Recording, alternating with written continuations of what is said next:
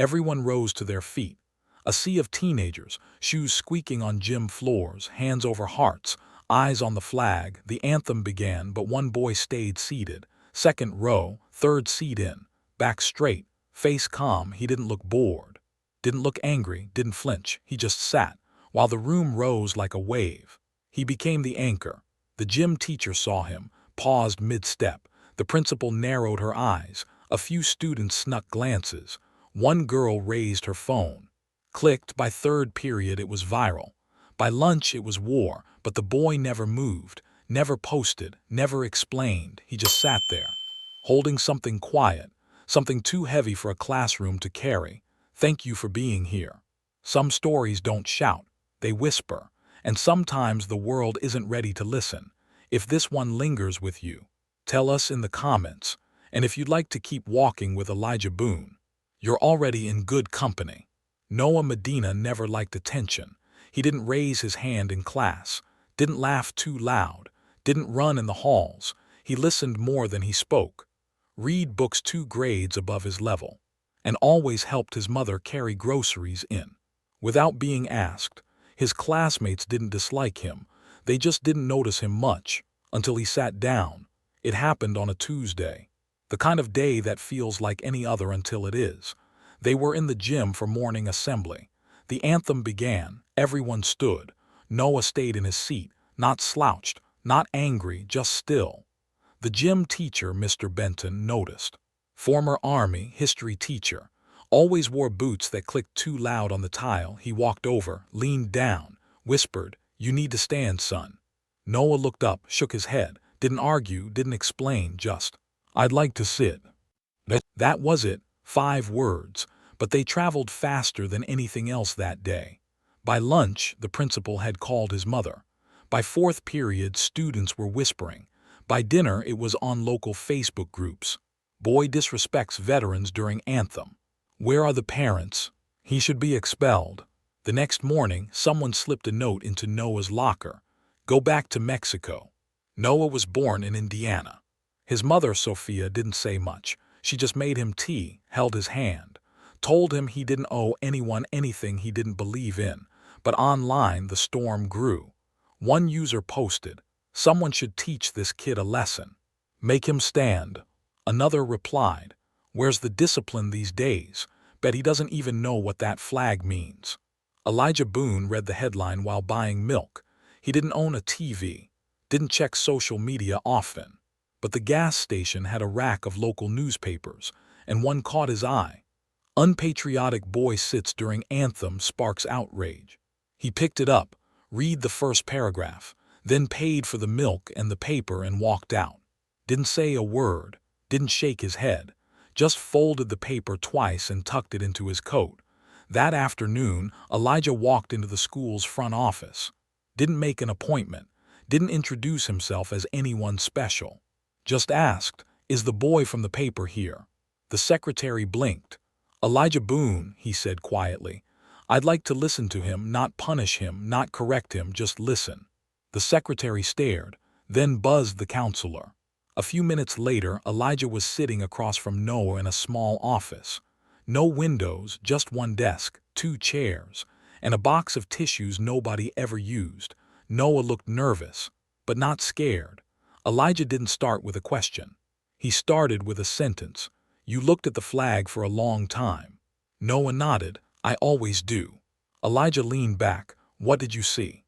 Noah paused, then said, "I saw my dad." And that was when everything began to make sense. The auditorium lights were too bright, the folding chairs too loud, the air too still.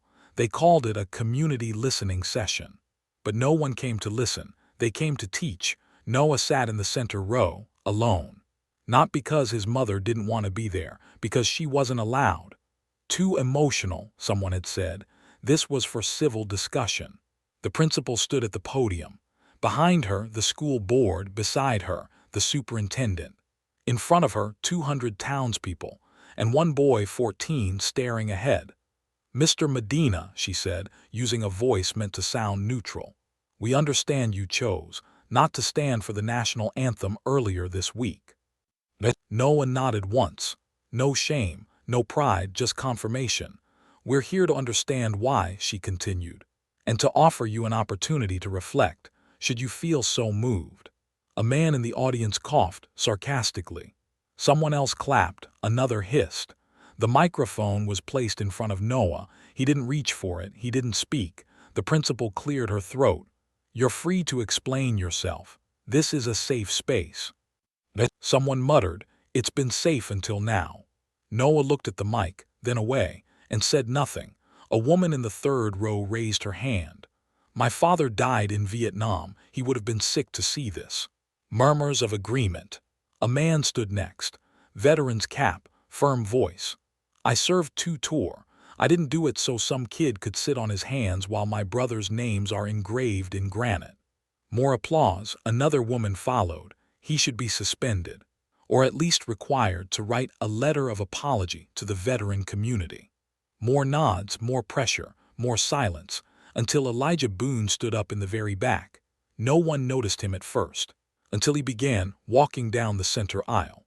Boots echoing, hands in his coat, eyes forward. He didn't walk fast, didn't raise his voice. He just walked until he stood next to Noah, didn't touch him, didn't look at him. Just turned to the crowd. Has anyone here, Elijah asked softly, ever forced someone to stand up, only to watch them fall afterward? The room stilled. He continued, because I have, in training, in combat, in rehab. Pause. And I've buried more good men who stood when they weren't ready than I can name. Someone started to object. Elijah raised a hand, not commanding, just steady. I'm not here to defend him. He doesn't need defending. He looked at Noah. I'm here to ask one thing. He turned to the room again. If we say freedom means something, then shouldn't it mean the freedom to sit, when your heart is still standing for something else? Silence, sharp, clear. A quiet that sounded like thinking. Noah finally looked at Elijah, and for the first time that week, he didn't feel alone. They sat on the back steps of the school. The auditorium had emptied. The sky had dimmed, and the buzz of the vending machine was the only sound nearby. Elijah passed Noah a bottle of water. Noah took it without a word.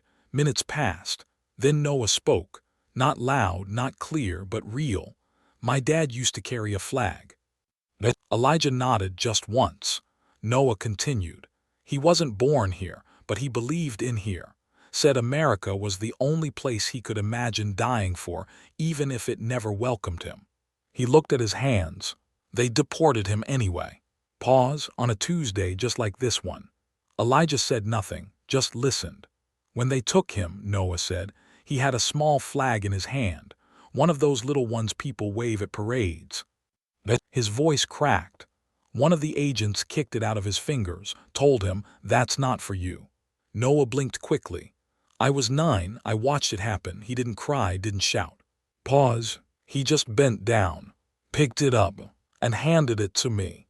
Elijah's fingers curled gently on his knee. No words, just breath. He said, you don't have to wave it. You don't even have to believe in it all the time. Just remember what it's supposed to mean. Noah looked out at the dusk. I sit during the anthem, because I'm still trying to figure out what it means. A beat of silence, then another, then. Elijah said, that might be the most patriotic thing I've ever heard. Noah looked up, eyes wide. You don't think I was disrespectful? Elijah shook his head. I think you stood taller than most by sitting down.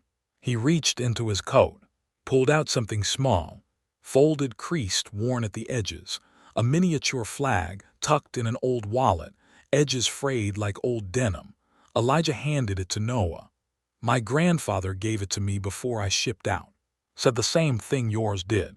Noah took it carefully, like it might tear if he breathed too hard. Elijah stood. You keep it. Noah opened his mouth to protest, but Elijah stopped him with a look. Not for waving, not for pledging. Pause for remembering. As Elijah walked away, Noah sat quietly on the steps, flag in one hand, the other over his heart, not out of duty, out of choice. The door creaked open before Elijah knocked. Boone, Benton muttered. Figured you'd show up. Elijah didn't smile, didn't offer his hand, just stepped inside. Benton's kitchen was neat, coffee percolating, flag folded in a triangle case above the fridge. Wall clock shaped like Texas. "You here to tell me that kid's a hero?" Benton asked, pulling 2 mugs. "No," Elijah said. "I'm here to ask why it made you that angry."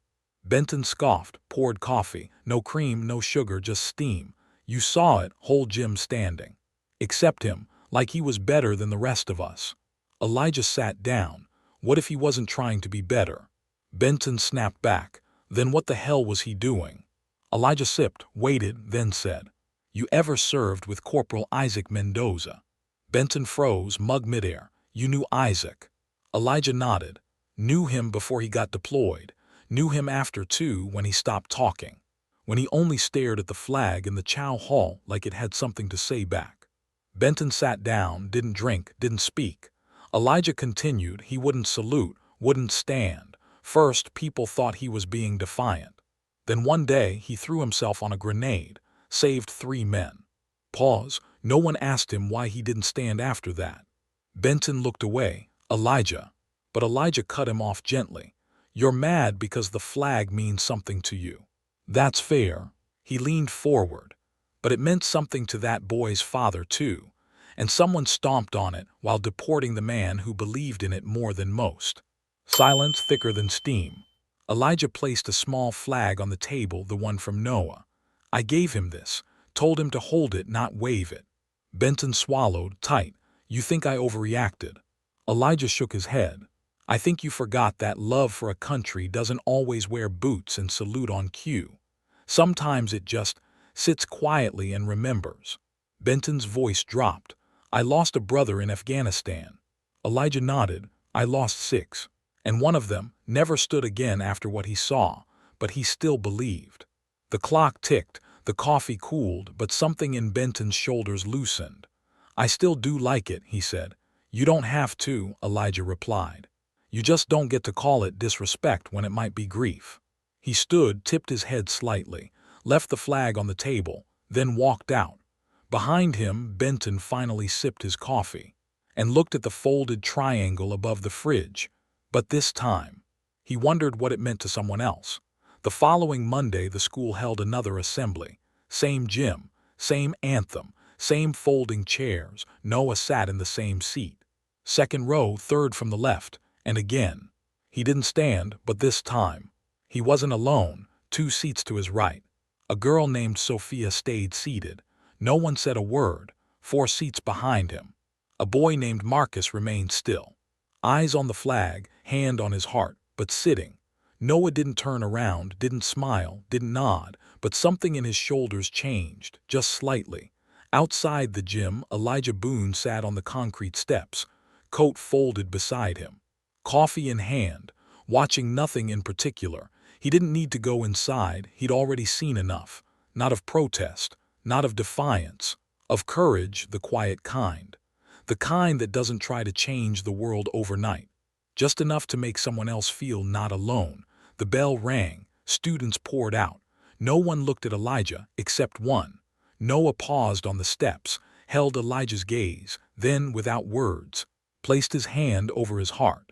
Not because he had to, not because he was expected to, but because he chose to. And Elijah just tipped his head, nothing more. Somewhere nearby, the flag fluttered in the breeze. Same stars, same stripes. But that morning, it seemed to breathe a little deeper. Not every anthem is sung, not every flag is waved, and not every patriot stands. Sometimes the boldest act of loyalty is sitting still long enough to let truth be heard. Have you ever stayed seated? Not to offend, but to remember, or felt the world demand a gesture? Your heart wasn't ready to give. Tell us in the comments. Because freedom isn't just about standing tall. It's about choosing when to. And if you want to keep walking with Elijah Boone, you're always welcome here.